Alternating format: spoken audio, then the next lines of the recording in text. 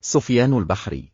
تداول رواد مواقع التواصل الاجتماعي صورة للأمير مولاي الحسن وهو يتجول في شوارع الدار البيضاء بسيارة رباعية الدفع، وتظهر الصورة الأمير مولاي الحسن بجلباب وهو يسوق السيارة متجها إلى القصر الملكي بالدار البيضاء لحضور الدرس الثالث من الدروس الحسنية الرمضانية.